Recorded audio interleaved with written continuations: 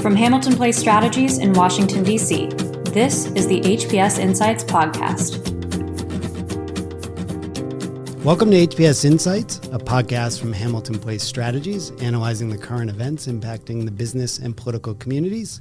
I'm your host, Bryan, DeAngelis, a partner here at HPS, and I'm joined once again by my favorite co-host, Elliott Owensby. Elliott, this is not a crypto episode per se, but always a pleasure to have you back on the podcast. Thanks, Bryan. We'll make the best of it, crypto aside. This is going to be a fun episode. So occasionally we like to bring on hosts of other podcasts to swap notes, to try to learn something, because as a general rule, most of the other hosts we have on are way better at this than I am. So it is helpful to me. And today we're really excited to have Niki Christoff, host of Teched Up here on HPS Insights. Niki, welcome to the show. Thank you for having me.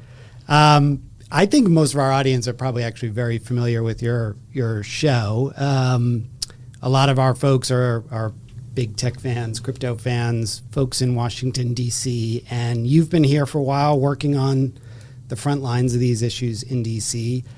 I actually discovered your show, I think sometime last year, when it seemed like every one of my connections on LinkedIn was sharing or liking one of your new posts. So I'm really excited to have you on and to talk a little bit about how hard this can be and how fun this can be. I am so excited about this. We bumped into each other at a cocktail party, a crypto cocktail party for our sins. And you said, "Oh, from Teched Up Podcast." And I thought, oh, finally, I've arrived. I'm an influencer. You've made it. I've made it. But I started it about 6 months ago exactly. So I'm still new to this too and learning as I go. Well, we're 3 years into it and learning every day. And it's fun. Elliott and I mean, we just did a crypto series where we tried a whole different format to how we do it. It's a nice place to kind of flex some of those muscles. But let me start at the beginning. Tell us a little bit about your background and the work you're doing here in D.C.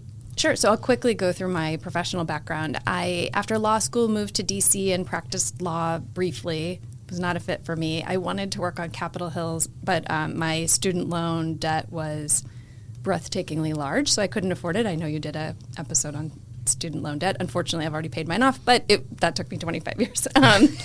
And so after I practiced law, I went to work in Republican politics doing focus groups, messaging. I was on the policy team for John McCain's presidential election in 2008, and was actually laid off from the campaign and moved to California with my then husband. He was at Stanford for business school, so I was just living in Palo Alto. And I thought, well, I'm unemployed in Palo Alto, so I applied for a job. In 2008, yeah, in that's a good time. 2008. So I applied for a job at Google and went from there. I did communications work, even though my background was in law and policy. 6 years in the Bay Area, and then I moved back to Washington in 2013. Continued at Google for a couple of years, and then led the federal affairs team at Uber. I then worked for 3 years at Salesforce, leading their Washington office, and about a year and a half ago hung out my own shingle, and now I do strategic communications and advisory work for tech clients navigating Washington. That's great. And I won't make you relive any glory days, but those years were pretty formative years for companies like Uber and Salesforce. A lot of policy, figuring out what's going on in Washington, a lot of crisis communications. How did that kind of prepare you for where you are today? If anyone does listen to my show, I mean, I feel like I always refer to myself as Encino Man because I've worked in tech for so long. When I started working at Google, I had a hot pink Motorola Razr flip phone. Wow. So being on the front lines of tech before we had smartphones, we didn't have Uber, we certainly didn't have any social media. Right. We had just purchased YouTube at Google. So being at the front lines of those technical innovations, which was a really magical time because the products were magical. And they still are, but now we get weighed down in a lot of the externalities of the tech. So it allowed me to kind of get smart about tech over a long time horizon and have some institutional knowledge and industry knowledge of what it was like back in the day, like where everybody is buried. You know, antitrust, like we did this once before. It's like Groundhog Day. And so then I moved to Washington, and the first month I was here, I got a phone call from the Washington Post asking me about Edward Snowden, who I had never heard of. And so I led the response to that story and the mass surveillance request. And that was sort of, I think, when we pivoted from what I would call peacetime to wartime as an industry. Right. And so, yeah, I just happened to be, it's like Forrest Gump. I'm always like next to all these things happening. Sort of like, I was at Uber in 2017, and it's like I just happened to be standing next to whatever these really interesting things are. So it's been a fun career. So, Niki, I love that you touched on exactly what I think is like so fascinating about a lot of the current debate is how quickly we have taken what can only be described as like pretty amazing technologies, just completely taken them for granted. Like, so I'm curious because I vividly remember the first time someone explained the concept of Uber to me. Do you have a story like that? Do you remember when someone, like, it could be anything, could be YouTube, or it could be Uber, it could be whatever. Like, do you remember the first time someone explained one of these concepts to you, and like what your reaction was to that? Uber is a perfect example. I lived in San Francisco, so moved from Palo Alto up to the city. You could not get a cab to save your life. It's a very spacious city, and you're standing there trying to, and by the way, football games are at breakfast time. So you're like standing there all early afternoon trying to get a ride back. It was, and they don't have great public transportation. So I vividly remember when we got Uber, it was game changing for my mobility around that city. And you're right. I think that there is something I don't love categorizing. I do love categorizing generations by stereotypes actually, but there is something to remembering back when, when I didn't have a cell phone until I was in law school. Yeah. I was going to say I was in college. I remember running campaigns, presidential campaigns, and trying to figure out what Twitter is because Barack Obama decided to use it and the rest of us were playing catch up. And then, believe it or not, running Chris Dodd's comms operation and being the king of Twitter on Capitol Hill, which is still a hilarious sentence for me to say. But it was the Wild West in some ways, or just pioneers, if you will. Like, we were all just experimenting with this stuff. And one of the things that bums me out is that we have lost some of the appreciation for what are still increasingly magical tools. I mean, a lot of people are left out of the workforce and left out of accessibility. And there are people in all the big tech companies right now working on making lives better and more accessible. And I worry that the narrative gets lost with all of, again, the externalities that are troubling. For sure, I'm troubled by a number of things that are happening, but I like to hold on to the very first time you called an Uber in San Francisco and could actually get home from the game reasonably quickly, and it worked. And you think about the safety side of that, right? Like, I'm a parent. I'm not quite there yet, but I remember like leaving high school and taking a city bus home or trying to bum a ride from a friend after practice. Now, like, I will be able to just put my kid in an Uber on my account and know exactly where they are at all times and get them home. It's really amazing technology that we just lose the sight of sometimes in these controversies. And I grew up in the Midwest. You have to think about drunk driving in the Midwest, right? Which is where I grew up. And so there is no public transportation that's reliable and affordable and pervasive. So anyway, I mean, I don't think I'm an apologist. I think it's a resoundingly positive thing. Yeah. Yeah. Well, speaking of... go ahead, Elliott. No. I was just going to... Bryan, I can't get through without putting a plug in for Fresno, California, where Uber has been a total game changer. No, I mean, Niki, exactly the point. Like, when I was in high school, there were, people set up these whole businesses around like, it's two people that'll drive you to pick up your car and one of them will drive your car back. And like, it was this whole like, I mean, some pretty ingenious teenagers, but like, it just has been a total, now I Uber across Fresno and I thrive in the Central Valley of California. Flourishing in Fresno. All right, Bryan, move on to some non-Fresno topics. That's going to be his new hashtag. No, I wanted to pivot back to podcasting. So all these great experiences, I think you said a year ago, you hung up your own shingle, and then about 6 months ago, what made you say, I want to have a podcast?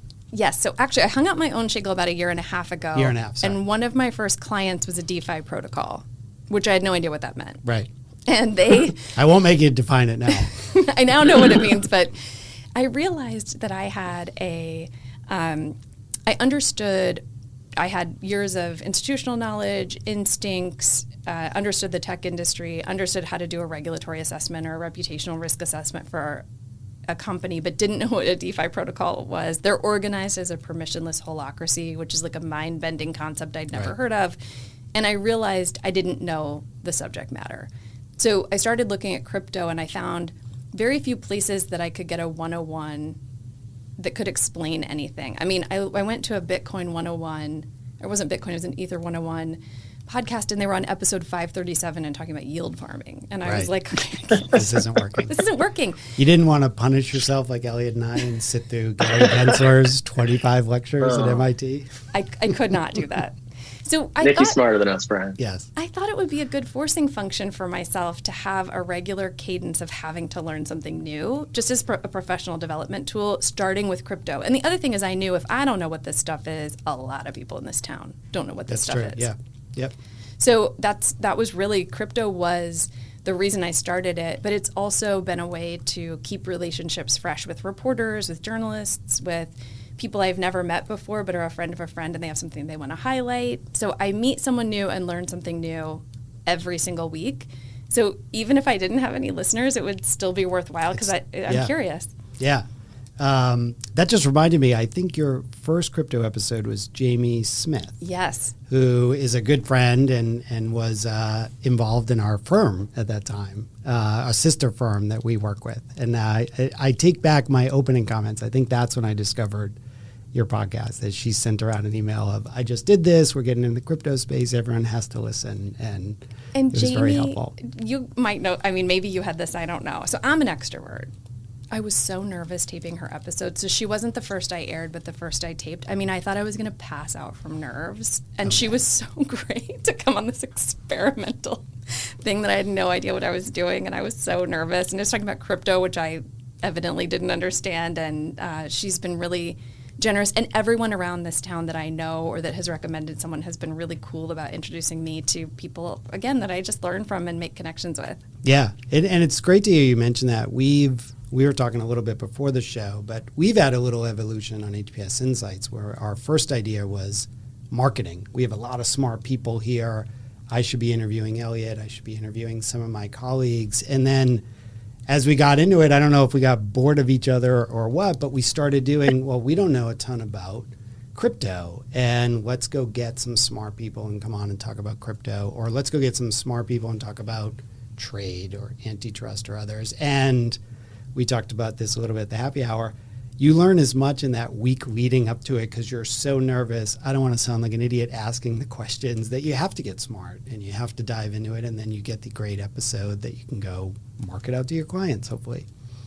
Yeah, I think that's right. And for me, it really started as I said, professional development. So just staying current on issues that I could just see were breaking all across this town that I needed to learn, that I knew I didn't understand and others might not.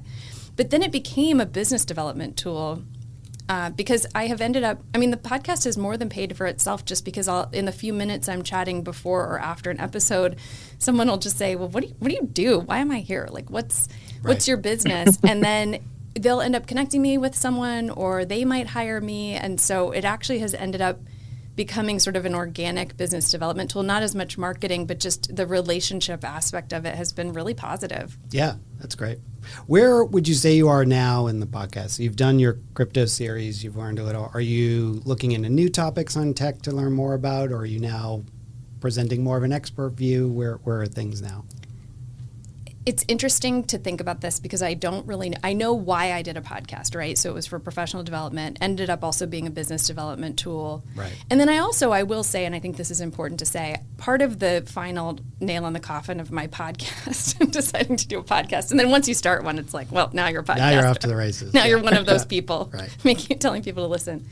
But the third reason was personal, which is, when I called a friend of mine who works at Spotify. We used to work together at Google, and I asked for some advice on podcasting, and he let me know that only 15% of podcasts hosts are women. And the vast majority of those women are doing murder podcasts, true crime. Okay.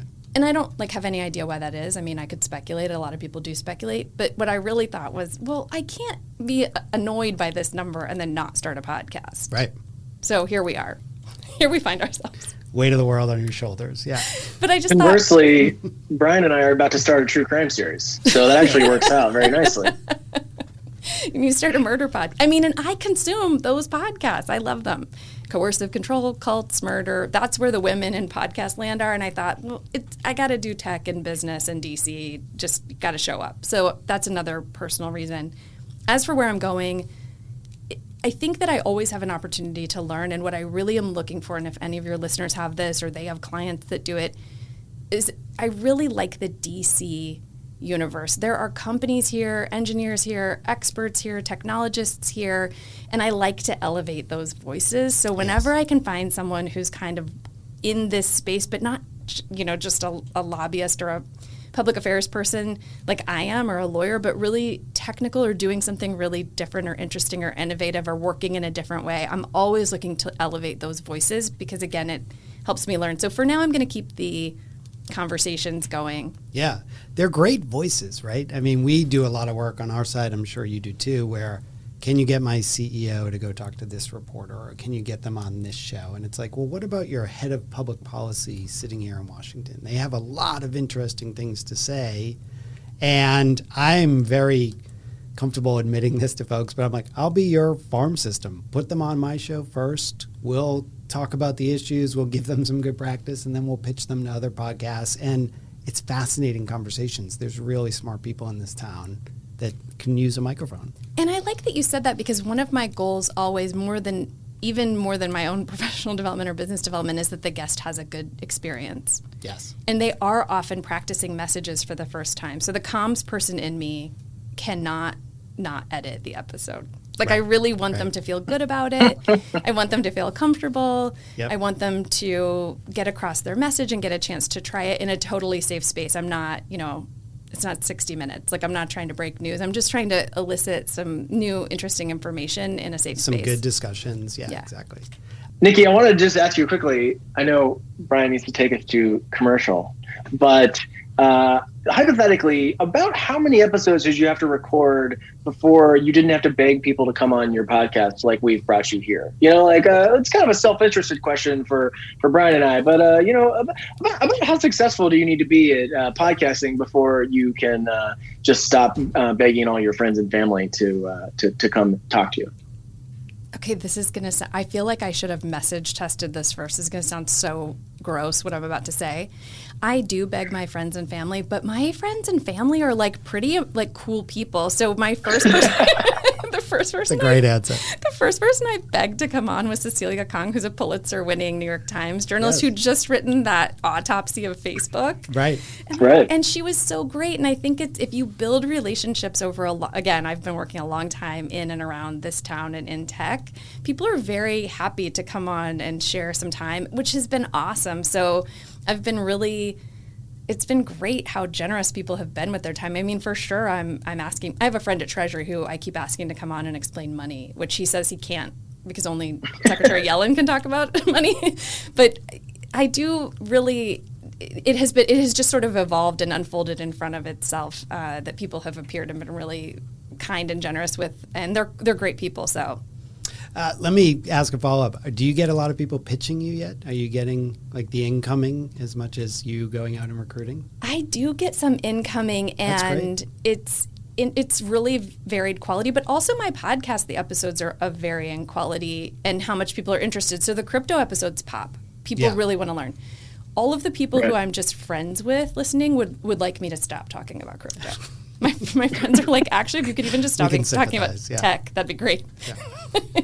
Can you fix some other topics, Niki? So crypto really pops. There are things that I find super interesting that may not get as many listeners. Like, I loved the episode on the North Korean hack of Sony Pictures, but it didn't get as many listeners. And sometimes that's when it's over Zoom. It's harder to connect. Sure, yes. You don't get as much of that personal interaction as when we're in the studio together. But I think it's somewhat uneven in quality, but I've gotten more consistent in my hostess abilities. And I'm still, again, totally learning. That's great. Well, we do have to take a little break. So let's take one there. And when we come back, we'll pick your brain a little bit on crypto and tech in terms of what's happening today up in Capitol Hill and in DC. Sounds good. So you're listening to HPS Insights. We'll be right back. Every Friday, Hamilton Place Strategies founding partner Tony Fratto joins John Fagan and Brendan Walsh of Markets Policy Partners for the HPS Macrocast, an in-depth look at the macroeconomic news driving the week. Check out the latest episode at hamiltonplacestrategies.com/podcast. We're back on HPS Insights. Our guest today is Niki Christoff of TechedUp. And now we're going to talk a little bit about crypto and some of the issues facing the tech industry. So let's start with crypto. We just finished a little bit of a series we called Crypto Convos. You just finished a Crypto 101 series, or maybe it's still going on, forgive me. But where do you see this industry right now in this space? And we're recording this after some pretty ugly days in the crypto world. But we're still waiting for Gary Gensler to take some action on different fronts. Congress is, I like to describe it as they're past their freshman year lessons on this and kind of moving into sophomore year, like they're figuring it out a little bit. But how do you see the crypto world in DC now? There's nothing hotter in DC than crypto right now. And I think part of it is we all of us thrive when there's an existential business issue that is going to be determined by Washington. And I think that's why crypto is so interesting, right? Yes. It is existential to the business. And certainly the staff on Capitol Hill has gotten more sophisticated, as have the staff in all the firms around town. So I think we're at a point where we're kind of past 101 to 201. We're in the middle, as you said, of a crypto winter, sort of on the numbers, but also the market in general is sort of having a rough time at the moment. I think as far as regulation, all of the action is in the agencies. It seems to me, and I'd love your opinion on this, but it seems to me that a lot of what's happening on the Hill, there are a decent number of messaging bills, for lack of a better word. It's people want to be associated with crypto. It's sexy to be associated with crypto. They want to put a flag in the ground. I think it could be a good, again, because it's so timely and so current and it's so bleeding edge, I think it's a good fundraising space to be in potentially. But It's been interesting watching candidates jump on it, like these new candidates in the midterms being like, I'm the crypto person. Totally. Yeah. Right, totally. We're going to bring crypto to wherever USA. And so I think it's cutting edge, but as far as the real regulatory risk, it's as you said, the SEC. We had the White House put out a statement on an executive order, and they've got the agencies doing their work on that executive order. Actually, one of my clients, Block, Amanda Anderson, who leads government relations at Block, made a really, I thought, astute observation. She said, you see the agencies doing work on the more critical aspects of crypto, but you're not seeing an agency work stream on the positive aspects, and we need to also crunch that work, which I think is a really excellent observation and something that I would encourage people to think about, because we need data on that too. Where is the inclusion? The current system is not working for a lot of people, so I would urge the industry to think about getting real metrics behind that, real use cases, and that's where I think we're going to start to hopefully see the debate become more substantive and less positioning. Yeah, I think that's right. And even the executive order, you saw that the National Security Council came in at the end there and took a piece of it. It had a little bit, I hate to call it a taint, but the Russia-Ukraine conflict certainly put crypto in a different spotlight for some folks on the Hill. And we lost a little bit about that financial inclusion. What are the positives on this? And I can attest there's a ton of work in this town happening right now to educate folks on that. Do you see, I mean, I don't see anything legislatively coming, but with Republicans presumably taking back control of Congress next year, is there a place where Biden world and the Republican Congress can come together on this issue, or no? No, I don't think so. I mean, and here's why I don't think so. I think one thing the industry gets wrong is thinking that crypto is sort of innately a Republican resonating issue. But if you start to limit the ability, and this is a little controversial, but you can, in fact, if you have universal adoption of a borderless internet-based native currency that is not tied to a nation state, you can evade sanctions. You weaken the ability of a nation state to use sanctions as a tool. Right. And so I think that we have these pieces of intellectual inconsistency, and if you start seeing destabilization of the U.S. financial system, and you start seeing national security issues, and you do start seeing some of this end running of some of our geopolitics, then I think you could lose Republicans. On the flip side, I think you can absolutely gain Democrats if you start to better explain remittances and start to better explain, I see a lot of critiques. The Atlantic had one recently on how crypto just creates more complexity and fragility in a system that already doesn't work. But I don't think that's not a good answer. Yeah. That's not a great answer to me. This has been what's kind of dividing the Democratic Party, right? That's the Elizabeth Warren answer, which I will admit the first time I saw her come out hard against crypto, I was surprised for someone who is so anti-big banks, anti the establishment financial system, a advertised disruptor. You thought she would have embraced a little more, and she's clearly not. But you are seeing others, younger members, newer members in the party saying, no, this is something Democrats have to grab onto. So in many ways, as a Democrat myself, I'm watching the infighting there to see how this sort of plays out over the next few months and what that means for the future of crypto. And this is, I think, the warning I would make.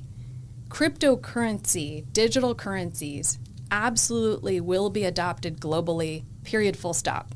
It's coming, it's here, it's happening. It's here, right. Right. So either the United States can pull it together and come up with a framework so that we lead on policy, or what will happen is exactly what has happened in Web 2.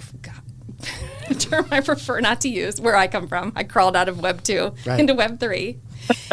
Web 2, we see U.S. companies being more compliant with more restrictive regulatory regimes overseas than in our own native United States, because we've been so obstructionist in the U.S. and because we've been so effective in lobbying and being against everything. So I think it's a warning to us to not repeat that same mistake. We must lead on this because it is happening.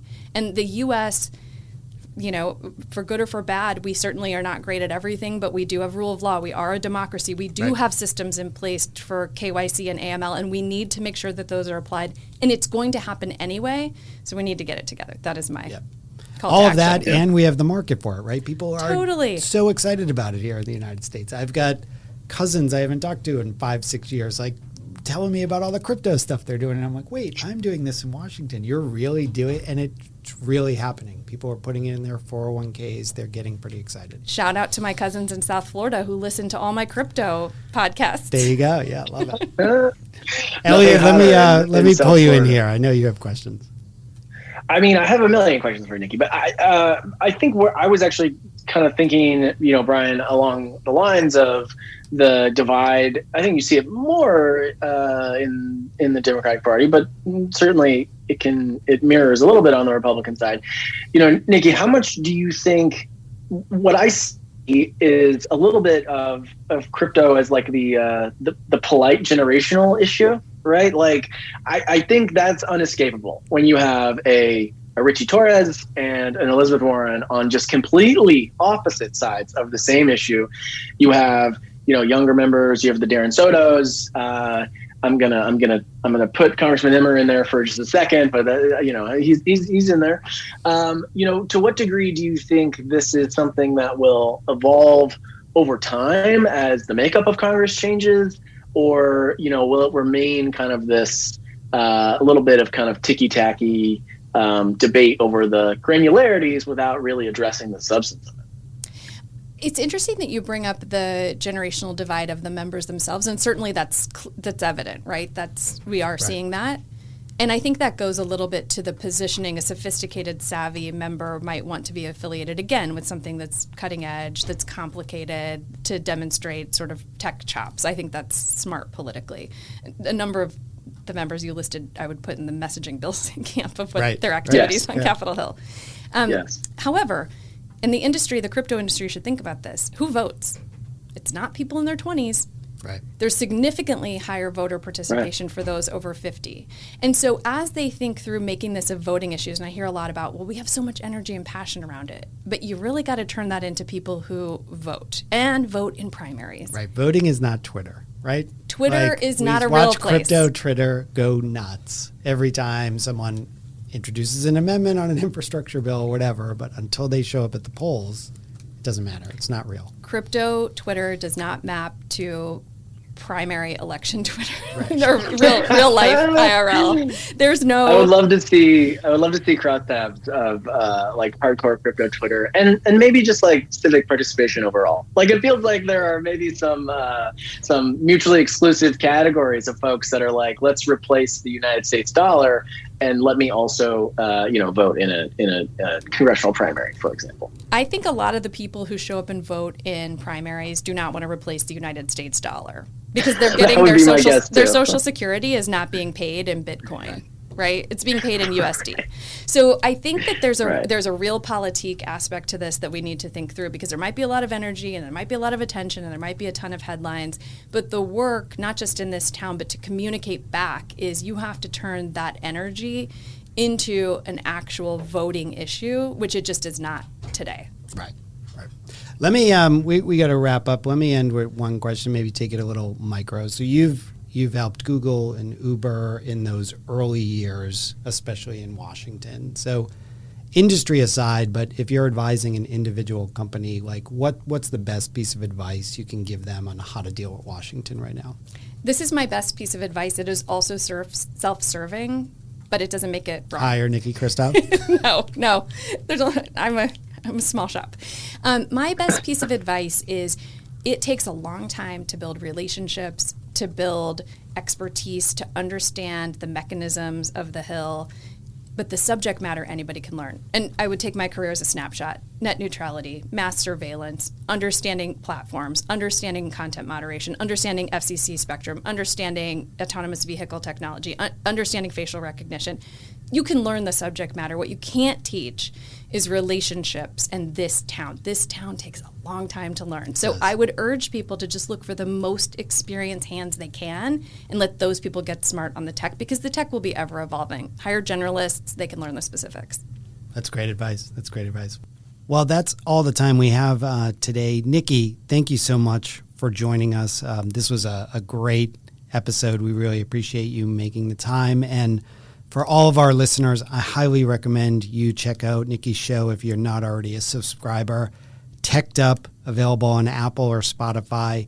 New episodes every other Thursday, and you can follow Niki on Twitter at Niki Christoff. We'll be sure to include links in our show notes, but highly, highly recommend it.